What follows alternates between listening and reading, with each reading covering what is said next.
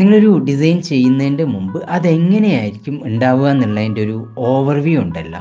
അത്തരത്തിലുള്ള ഒരു ഓവർവ്യൂ കിട്ടാൻ വേണ്ടിയിട്ട് ഉപയോഗിക്കുന്നതാണ് മൂഡ് ബോർഡ് എന്ന് പറയുന്നത്. ഇതിനെ ഇൻസ്പിറേഷൻ ബോർഡ് എന്നും പറയാറുണ്ട്. ഡിസൈൻ ചെയ്ത് കഴിഞ്ഞാൽ അത് ഇതുപോലെയാണ് ഉണ്ടാവേണ്ടത് എന്നുള്ള വിഷ്വൽ ഗൈഡ് കൂടിയാണ് ഈ മൂഡ് ബോർഡ് എന്ന് പറയുന്നത്. ഈ ഡിസൈൻ്റെ ഫീല്, ലുക്ക്, മൂഡ്, കളറ് ഇതെല്ലാം മുൻകൂട്ടി കാണിക്കുകയാണ് ഇതിലൂടെ ചെയ്യുന്നത്. ഇതിലേക്ക് നിങ്ങൾക്കിഷ്ടപ്പെട്ട നിറങ്ങൾ, ഫോണ്ടുകൾ, ചിത്രങ്ങൾ, പാറ്റേണുകൾ, ടെക്സ്ചറുകൾ എന്നിവയെല്ലാം ആഡ് ചെയ്യാം. ഒരു ഡിസൈന് തുടങ്ങുന്നതിന് മുമ്പ് അതിൻ്റെ കൃത്യമായിട്ടുള്ള ഡയറക്ഷൻ കിട്ടണം.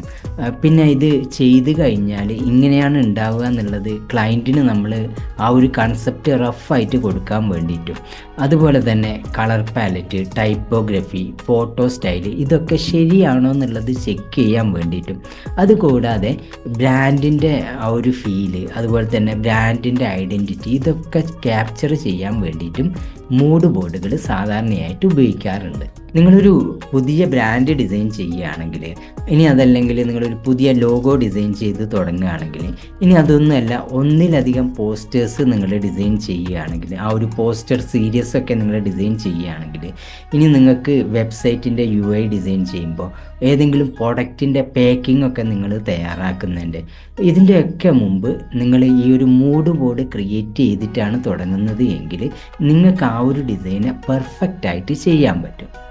അപ്പോൾ അടുത്ത പ്രാവശ്യം നിങ്ങൾ ഡിസൈൻ ചെയ്യുന്നതിൻ്റെ മുമ്പ് മൂഡ് ബോർഡ് ക്രിയേറ്റ് ചെയ്തിട്ട് ഡിസൈൻ ആരംഭിക്കുക.